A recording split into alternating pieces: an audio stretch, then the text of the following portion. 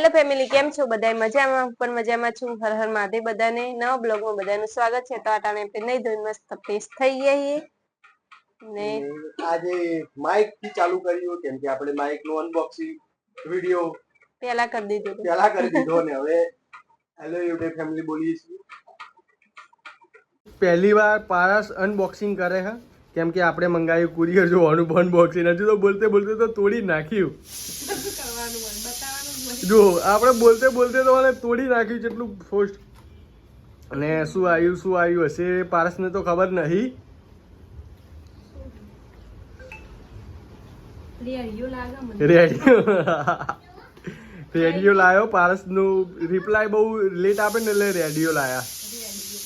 તો ફેમિલી આપણે લાયા છીએ મસ્ત રેડિયો કંપનીનો.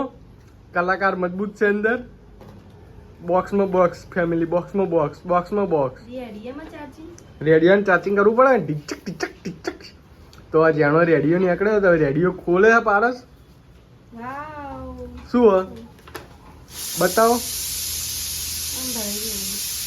તો ફેમિલી આપણે ઘણા દાડા વિડીયોની ક્વોલિટી હરખી નથી તો આપણે મંગાવ્યું માઇક. તો હવે માઇક નો એક અવાજ નહીં આવે કે નહીં? અવાજ નહીં આવે માઇક એટલે ના, બહારનો જે અવાજ આવતો ને નહીં આવે. હા એમ કે ને પછી ખર્ચો કરીને માઇક લાવીને અવાજ ના આવે શું કરવાનું? વચ્ચે અવાજ રોકાઈ જતો. તો ફેમિલી આપણે પંખો ચાલુ કર્યો હોય તો પછી વિડીયોમાં હશે પંખાનો અવાજ આવે કે નહીં આવતો એ તમને ખબર પડી જશે. ખબર એવી નહીં કે માઇક કનેક્ટ થયું કે નહીં થયું. આ પહેલો ટ્રાય ને અવાજ કેવો આવે હજુ અમને પણ ખબર નહીં પડતી કે માઇક કનેક્ટ છે કે નહીં કનેક્ટ. તમને ખબર ના પડતી એવું બને નહીં બધા એવું. આપણે માઇકમાં નથી પહેલી વાર છે ને.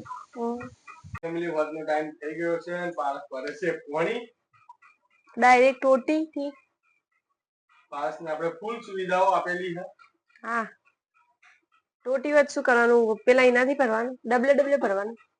મારો વાત તો એટલો બધો આવતો નહીં, મને લાગતું નહીં શેતેથી આવતો ને એવું લાગે કે એને લે પકડ્યો તો પણ. ને પારસનો અવાજ કેવો આવે કેમ કે હવે આપણે લાવ્યું છે શું લાવ્યું? માઇક.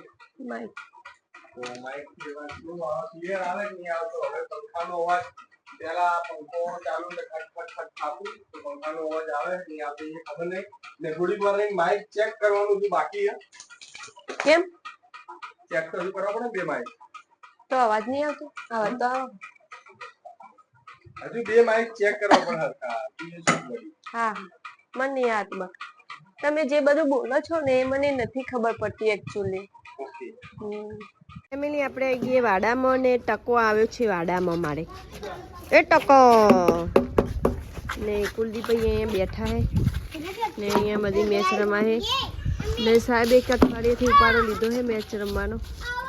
મને તો થાક લાગ્યો. બધાને જોઈને પણ થાક લાગે મને મેચ જોઈને. જો ખાવાનું હજમ ચાલુ છે. ટકલો એ ટકા પેલા બે જેવા ઉભા હે જો. એ ના જવાય બટી, કોક હોય તો કઈ બહાર નીકળી જા. બહાર નીકળો.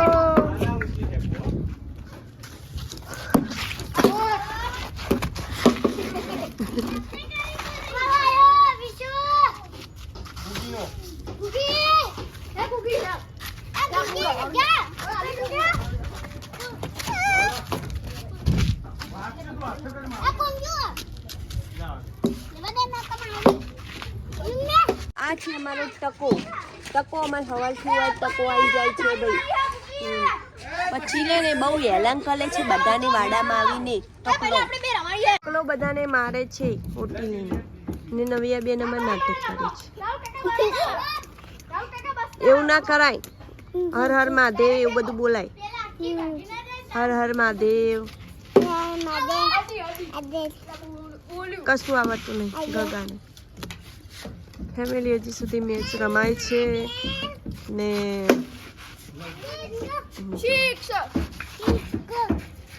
બાબુ કોટા વાગે ટકા કુંજુ ટકા ટકલો ફેમિલી જોઈએ કો હારી આમ કહેતી હતી તમે મેચ રમો ના જુઓ આઉટ છેલ્લા બોલમાં નહીં ગણાય જુઓ કેટલી અંચા કરે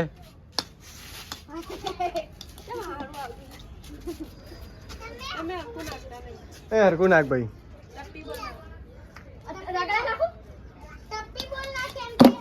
8 6 ચોરંગ